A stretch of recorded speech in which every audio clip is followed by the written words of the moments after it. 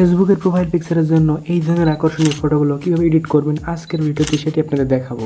এই ধরনের প্রোফাইল পিকচারগুলো খুবই সুন্দর দেখা যায়, তো চলুন দেখে আসা যাক কীভাবে এডিট করবেন।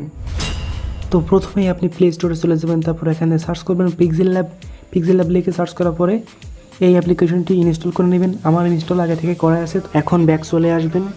এখন যে ফটোটি আপনি প্রোফাইল পিকচার হিসেবে দিতে যাচ্ছেন সেই ফটোটির ব্যাকগ্রাউন্ড রিমুভ করে নিতে হবে। এর জন্য আপনি যে কোনো ওয়েব ব্রাউজারে চলে যাবেন। আমি এখানে গুগলে চলে যাচ্ছি। যে কোনো ওয়েব ব্রাউজারে আসার পর এখানে সার্চ বারে সার্চ করবেন 𝗵𝐵𝗔 নামে। এরপর আপনাদের সামনে প্রথমে যে ওয়েবসাইটটি ওপেন হয়ে আসবে সেই ওয়েবসাইটটিতে প্রবেশ করবেন। তো এরপর লোড দিতে একটু সময় নেবে। তারপর এখানে এসে দেখতে পারবেন আপলোড ইমেজ। এই অপশনে ক্লিক করে আপনার গ্যালারি থেকে যে ফটোটি আপনি প্রোফাইল পিকচার হিসেবে দিতে যাচ্ছেন সেই ফটোটি সিলেক্ট করে নেবেন। এরপর আপনাদের সামনে এমন একটি ইন্টারফেস শো করবে। এখানে আপনাদেরকে কিছু সময় অপেক্ষা করতে হবে যতক্ষণ না পর্যন্ত ব্যাকগ্রাউন্ড রিমুভ হয়ে যায়। তো দেখতেই পাচ্ছেন এখানে খুব সুন্দরভাবে ব্যাকগ্রাউন্ড রিমুভ হয়ে গেছে। এই ফটোটিকে সেভ করার জন্য নিচ থেকে ডাউনলোড এই অপশনে ক্লিক করবেন, তাহলে আপনি ফটোটি ডাউনলোড করতে পারবেন। এভাবে ফটোটিকে ডাউনলোড করে নেওয়ার পর চলে যাবেন পিক্সেলল্যাব অ্যাপ্লিকেশনে। তো পিক্সেলল্যাব অ্যাপ্লিকেশনটি ওপেন করে নেওয়ার পর এমন একটি ইন্টারফেস শো করবে। এখন এই নিউ টেক্সট লেখাটিকে ডিলিট করে দিতে হবে। এইবার এই অপশনে ক্লিক করবেন। এখান থেকে কালার এই অপশনে ক্লিক করবেন। তারপর এখান থেকে কালার অপশনটি সিলেক্ট করে নিচ থেকে ব্ল্যাক কালারটি সিলেক্ট করে টিকমার্কে ক্লিক করে দিবেন।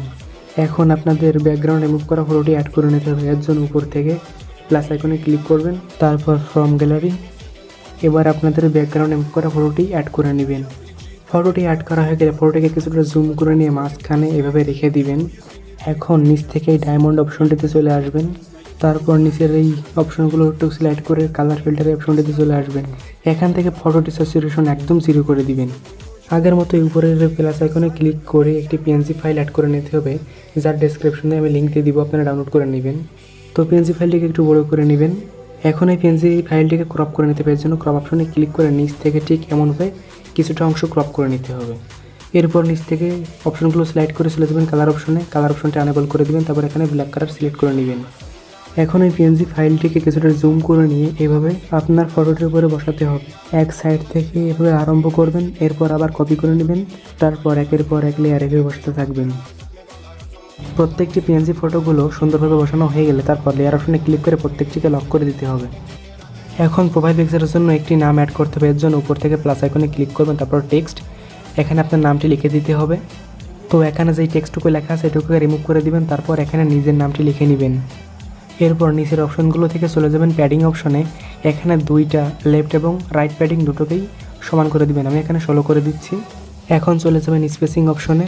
স্পেসিং অপশনে আসার পর এটাকে কিছুটা বাড়িয়ে দিবেন আপনার প্রয়োজন মতো, যতটুকু আপনি পছন্দ হয়। এরপর চলে যাবেন ফন্ট অপশনে। ফন্ট অপশনে ক্লিক করার পর এখানে অনেকগুলো ফন্ট আছে, আপনি চাইলে মাই ফন্ট থেকে নিজের পছন্দের ফন্টও ইউজ করতে পারেন। তো আমি এখানে ইনবিল্ড যে ফন্টগুলো আছে এখান থেকে সেগুলো ইউজ করতেছি। একটু নিচে চলে আসার পর এখানে দেখতে পাবেন ডাউন কাম, এই যে ফন্টটি আছে এই ফন্টটি আমি এখানে ইউজ করব। তো এটাকে আমি সিলেক্ট করে দিলাম। এই টেক্সটটিকে কিছুটা বড় করে নিয়ে প্রোফাইল পিকচারের নিচে এভাবে অ্যাডজাস্ট করে নিতে হবে। এবার চলে যেতে হবে কালার অপশনে। কালার অপশনে আসার পর এখান থেকে আপনি এই টেক্সটটিকে যে কোনো কালার দিতে পারবেন। পাশে স্লাইড করে দেখুন অনেকগুলো কালার আছে, যে কোনো কালার দিতে পারবেন। তবে এখানে সাদা কালার রেখে দিচ্ছি, আপনি চাইলে এখান থেকে গ্রেডিয়েন্ট যে কোনো কালারও দিতে পারবেন। তবে আমি এখানে কোনো গ্রেডিয়েন্ট কালার দিতে যাচ্ছি না। আমি এখানে কালার অপশনে ফেরত যাচ্ছি। তারপর নিচের নামটিকে অর্ধেক আমি যে কোনো একটি কালার করে দেবো। এর জন্য নিচের এই কিছুটা অর্ধেক করে নেব। সামনের নামের প্রথমটুকুতে আমি এই কালারটি করে দিচ্ছি, তারপর টিকমার্কে ক্লিক করে দিলাম। তো পিকচারটি আমাদের সম্পূর্ণ এডিট করা হয়ে গেছে।